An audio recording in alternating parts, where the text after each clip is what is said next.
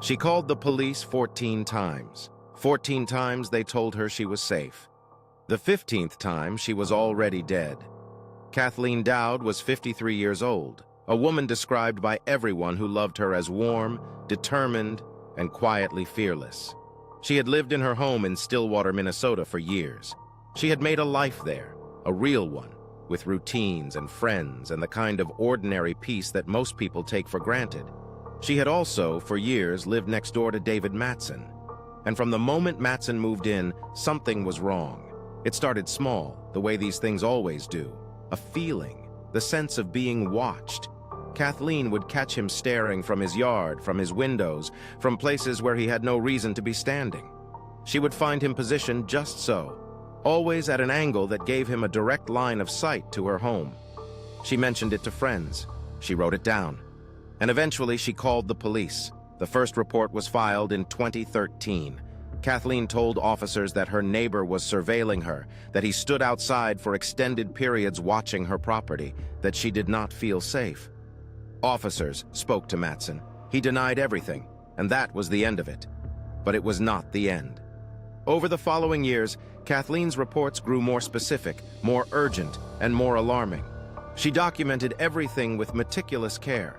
She kept logs. She noted dates and times. She described the progression of Matson's behavior in detail, the way he would position himself to look directly into her windows, the times she caught him outside in the dark, the escalating sense that what he was doing was not random and was not passive. She was not imagining things. She knew she was not imagining things, and she kept calling. 14 calls across 6 years. 14 documented contacts with law enforcement in which Kathleen Dowd told police in plain language that she was afraid of the man who lived next door to her. Each time she was told there was not enough evidence to act. Each time the matter was treated as a neighbor dispute, a nuisance complaint, something minor and manageable. Each time David Matson remained in his home right next door, completely undisturbed. What law enforcement did not know, or failed to uncover through any meaningful investigation, was what Matson had been quietly building inside that house. In the spring of 2019, Kathleen Dowd was found stabbed to death inside her home. The discovery shattered her community. Friends and family who had watched her fight for years to be believed now confronted the unbearable reality that their fear had always been justified. Kathleen had known. She had told everyone who was supposed to protect her, and she had died anyway. The investigation that followed was immediate and thorough in a way the preceding 6 years had never been. Detectives obtained a search warrant for David Matson's property. What they found inside his home would become the foundation of a criminal case and the evidence of a systematic, obsessive, and deeply calculated campaign against a woman who had done nothing except live next door. Inside Matson's residence, investigators discovered a surveillance archive that spanned years. Photographs, recordings, footage, a methodical and extensive collection of material captured without Kathleen's knowledge or consent. There were images of her inside her home, images of her in her yard, images taken at angles that made clear the equipment used to capture them had been deliberately positioned to monitor her movements, her habits, her daily life. This was not opportunistic. This was architectural. Matson had constructed a surveillance operation specifically designed around one target, and then investigators found the document. Among Matson's belongings was a written plan, detailed, specific, and dated weeks before Kathleen's murder. It laid out, in his own handwriting, a sequence of steps, a timeline, an intention. What law enforcement had spent 6 years treating as a neighbor, dispute had always been something else entirely. It had always been this. The document, later referred to in court proceedings as a kill plan, was the piece of evidence that transformed a murder investigation into a portrait of premeditated destruction.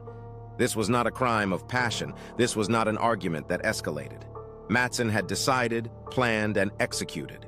He had watched Kathleen for years, gathering information, studying her patterns, and at some point had made a decision that she would not continue to live. The trial of David Matson began in 2023. Prosecutors charged him with first-degree premeditated murder, the most serious charge available under Minnesota law. The case they presented to the jury was built around 2 parallel truths. The first was the evidence found in his home, the surveillance archive, the written plan, the physical proof of an obsession that had consumed years of his life. The second was the record of 14 police calls that had never resulted in meaningful action. Kathleen's own documentation became central to the prosecution. Her logs, her reports, her repeated, specific, well-articulated accounts of what Matson was doing and why she was afraid. The jury heard in her own words what she had tried for years to make authorities understand. It was, by all accounts, devastating to listen to.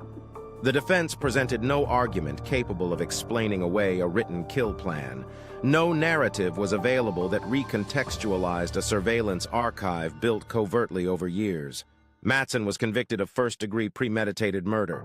He was sentenced to life in prison without the possibility of parole. The verdict delivered justice in the narrowest legal sense. It removed David Matson from the world and affirmed that what he did to Kathleen Dowd was murder, intentional and unforgivable. But justice in a courtroom cannot undo the years that preceded it. It cannot answer the question that everyone connected to this case is left carrying. What if the first call had been taken seriously? What if, at any point in those 14 contacts with law enforcement, someone had conducted an actual investigation? What if an officer had pursued a search warrant earlier? What if the pattern, 6 years of documented escalating behavior from a single individual toward a single woman, had been recognized for what it was? Stalking is not a gray area. The behaviors Kathleen described were not ambiguous. They fit a pattern that criminologists and victim advocates have documented extensively. They were the behaviors of someone who had fixated on a target and was progressing steadily toward violence. The failure in this case was not the failure of a single officer on a single call. It was systemic. It was the failure of a system that routinely underestimates the threat posed by stalkers, that treats documented harassment as civil rather than criminal, that places the burden of proof on the victim rather than on the investigative apparatus that exists specifically to carry that burden. Kathleen Dowd carried it alone for 6 years. She carried it impeccably, and she was still failed.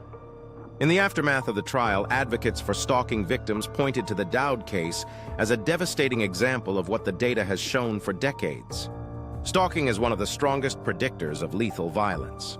Women who report stalking by someone they know, a neighbor, a former partner, an acquaintance, face a dramatically elevated risk of homicide. That risk is not theoretical. It is statistical. It is documented, and it continues to be treated far too often as something that will resolve itself. Kathleen Dowd resolved nothing by waiting. She was not passive. She was not silent. She did everything right. She documented. She reported. She persisted through dismissal after dismissal. She named her fear clearly and handed it to the people whose job it was to act on it. The system did not act, and so she is gone. What remains is her record. Those 14 calls, those logs, that careful documentation of a terror that was always real. What remains is the evidence that she knew, that she tried, and that she deserved far better than what she received. What remains is the obligation, carried now by everyone who hears her story, to refuse to treat the next call, the next report,